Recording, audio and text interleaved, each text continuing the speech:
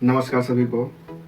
आपको एक अभी जो नया मुद्दा बहुत आया हुआ है, काफ़ी इसमें देखा जा रहा है कि बहुत सारी जो है, क्या ये गतिविधियाँ सही हो रही, नहीं हो पा रही हैं। हम जिसके बारे में बात करना चाह रहे हैं, वो एक जो है बीएलओ के बारे में। बीएलओ मतलब होता है बूथ लेवल ऑफिसर। कई सारे मामले सामने आ रहे हैं। क्या ये कहाँ तक सही है कि उनका सुसाइड कर लेना? क्या उनके ऊपर इतना सारा टेंशन आ चुका है कि वो अपने काम पे काम नहीं कर पा रहे हैं वो? क्या एसआईआर फाइल ऐसा ऐसा कोई आ चुका है जिसके कारण को अपनी जान गंवानी पड़ रही है? तो इसी मुद्दे पे आज हम बात करेंगे कि आखिर में क्या ये इतना खतरनाक साबित होता जा रहा है कि एक बीएलओ हो समझ में आता है, लेकिन कई सारे बीएलओ हैं जिसकी जो है जान गंवानी पड़ी। तो चलिए हम शुरुआत करते हैं। आज आपको बताएंगे बीएलओ क्या है, एसआईआर क्या होता है और ये कैसे वर्क काम करता है। तो इसके बारे में सभी को नमस्कार। एक बार फिर से मैं आपका अभिषेक वर्मा। चलिए इस टॉपिक पे बात करते हैं। तो सबसे पहले हम बात करेंगे बीएलओ। तो बीएलओ जो होता है बूथ लेवल ऑफिसर, ये आपके जो है क्षेत्र में या शिक्षक हो सकते हैं या राजस्व में जो भी कर्मचारी लगे हुए हैं स्टेट गवर्नमेंट के, उसमें आते हैं। तो इनका काम होता है कि एसआईआर, जैसे आप लोग देखे होंगे, तो एक फाइल उसमें है, तो आपको उसमें जाके जो है, इसको बोलते हैं स्पेशल इंटेंसिव रिवीजन।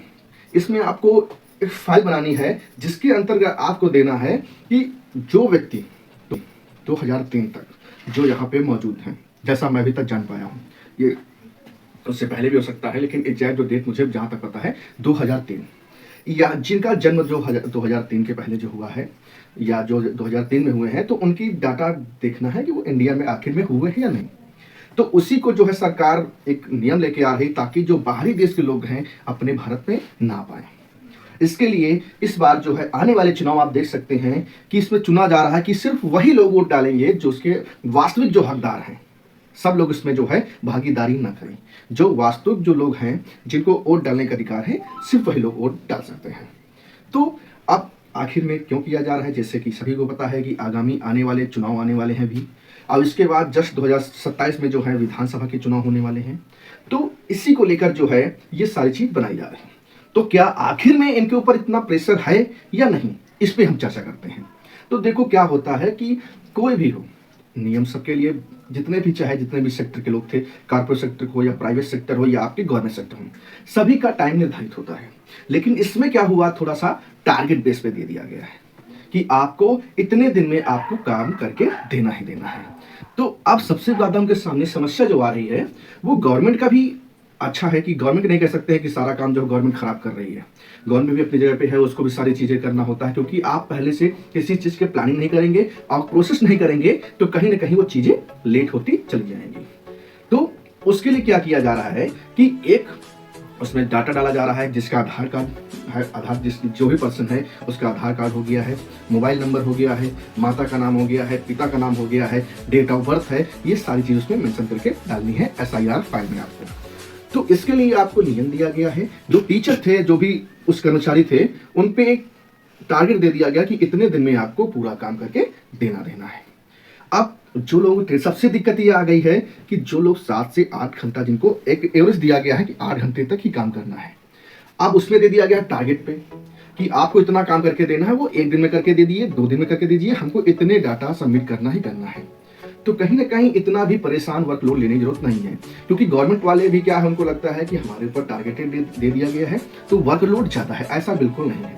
आप प्राइवेट सेक्टर में जाके देख सकते हैं, आपसे कम सैलरी वाले घंटे की सैलरी लेते हैं, 12-12 घंटे काम करते हैं, 15-15 घंटे उनका ओटी लगा दिया जाता है ओवर टाइम, फिर भी वो बेचारे काम ही कर रहे हैं, सैलरी भी बहुत कम है। तो आप इसलिए नहीं कह सकते हैं कि हम ये काम नहीं कर पाएंगे। हाँ, काम है तो उसको आपको करना है। आप अपने दिमाग में, मेंटल में नेगेटिव थॉट्स नहीं ला सकते हो कि ये काम खराब है या अच्छा है। तो आप अपने सिरे से काम करिए। अगर आप नहीं कर पा रहे हैं अकेले, आप उस क्षेत्र के हैं, आप किसी को ले सकते हैं, अपने साथ ले सकते हैं, आप उसको लेके काम कर सकते हैं, आप उसको अपने सहयोग से काम सकते हैं। आपका जितना अच्छा बिहेवियर होगा उतना अच्छा आप काम कर सकते हैं, क्योंकि आप उस फील्ड से जुड़े हुए हैं। आप उसीलिए उसको ही दिया जा रहा है जो क्षेत्र का है। आप, कुछ लोग कहेंगे कि नहीं हम बाहर से गए हैं, किसी गांव में गए हैं, तो आप बाहर से भी आए हुए हैं, तो आप उस गांव में रहते रहते आप ढल चुके होंगे, 2 महीने 4 महीने जो भी आपका टाइम एक रहा होगा। तो आप ये नहीं कह सकते हैं कि हमको एकदम गवर्नमेंट परेशान कर रही है, ये कर रही है। तो इतनी बड़ी कदम नहीं है, इसमें कोई नई टेक्नोलॉजी नहीं आ गई है कि आप एकदम परेशान हो रहे हो या एकदम डरे जा रहे हो कि हम नहीं कर पाएंगे। आप उसमें शुरुआत करो। और जितना अच्छा आप शुरुआत करेंगे ना, आप धीरे-धीरे शुरुआत में 1-2 दिन, 3 दिन थोड़ा-सा लगेगा कि नहीं क्या दे दिया गया है। लेकिन आप जब शुरू करोगे, तो धीरे-धीरे आप देखते जाओगे ना, वो चीज़ आपको आसान लगेगी। ऐसे ही प्राइवेट सेक्टर में आप देखने को मिलता है। तो वर्कलोड बिल्कुल नहीं है, आपको काम करना है। जितनी सुसाइड जो बढ़ चुकी हैं जगह-जगह मामले जो है कि कोई कहा गया कि उन्होंने जो है फांसी लगा लिया, इन्होंने फांसी लगा लिया। अगर ऐसे देखा जाए तो प्राइवेट सेक्टर में लाखों लोग फांसी के जंजाल में फँसे हुए होते हैं।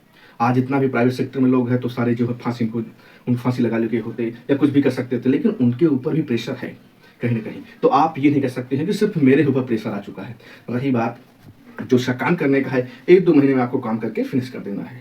तो इतना भी आपको नहीं लेके चलना है, इतना भी आपको प्रेशराइज़ नहीं होके चलना है। प्रेशर लेके चलिए। मैंने बोला ना कि गवर्नमेंट हो चाहे जो भी हो, चाहे आप स्वयं क्यों ना हो, 3 चीज़ें आप हमेशा लेके चलिए। आप पहले जैसे आपको कहीं पे भी जाना है तो पहले उसकी प्रिपरेशन कर लीजिए, प्लानिंग कर लीजिए कि आपको कैसे-कैसे काम करने हैं। उसके बाद आप जो है ना किसी चीज़ का प्रेशर कम करिए। जितना आप प्रेशर को लोड करेंगे ना, उतना आपको ओवरलोड होता जाएगा। और लास्ट जो है ना, पेशेंस रख के काम करिए। कोई गवर्नमेंट नहीं कह रही कि आप एकदम तुरंत करके चले जाइए। तो ये मुद्दा को ज़्यादा वो सुसाइडल केस में मत बढ़ाया जाए। आप काम करिए, काम के प्रति आप काम करिए।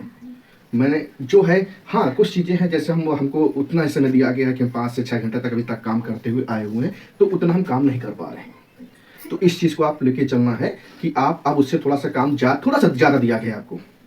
टारगेटेड मतलब ये होता है, चाहे आप जाके जितनी बड़ी-बड़ी कंपनियाँ और टारगेट बेस पे काम करवा रही हैं आजकल। चाहे आप बीडीएम बना दिया है, एडीएम बना दिया गया है, सारी चीज़ बड़े-बड़े मैनेजमेंट बना दिया गया है। तो ये चीज़ें से आप भागोगे तो कैसे काम कर पाओगे? तो आप अपनी कोशिश जारी करिए, उससे वो करिए, आप चीज़ों को समझिए कि 2 महीने की बात है करके गवर्नमेंट भी आप हो जाएगी। तब उसकी सामने भी प्रॉब्लम है ना, कितने सारे लोग कहाँ से लेके आएँ? क्योंकि थोड़े से लोग हैं और उसी से काम कराना हमको। और आप में से कुछ लोग सबको लेके सपोर्ट लेके काम करा सकते हैं। ये चीज़ें ज़्यादा इसको वो लेके नहीं चलना है। आप सभी जितने भी बीएलओ हैं और सभी से मैं कहना चाहूँगा कि एकदम जो है ज़्यादा प्रेशराइज़ होके काम नहीं करना है। जहाँ तक मेरी वीडियो पहुँच पाए, आगे इसको शेयर करो, कमेंट करो, लाइक करो, सब्सक्राइब करो। लेकिन आप सबसे बड़ी एक ज़िंदगी आपकी पूरी घर सँवार सकती है। तो आपको जीवन जो है बचा के चलना है, उसको बिगाड़ना नहीं, क्योंकि आपके पीछे बहुत सारे लोग लगे हुए हैं। तो इस वीडियो का यही समाधान था कि जितने भी बीएलओ भाई हमारे हैं या जो भी माताएं बहनें जो भी हमारी हैं, वो इससे काम से डरे नहीं, उसको पेशेंस के साथ करें। अपने ये लेके चलें कि नहीं हमको ही करना है, हम उसको अपने साथ में लेके चलते हैं। वीडियो अच्छा लगे शेयर करो, लाइक करो, सब्सक्राइब करो, कमेंट करो। नमस्कार।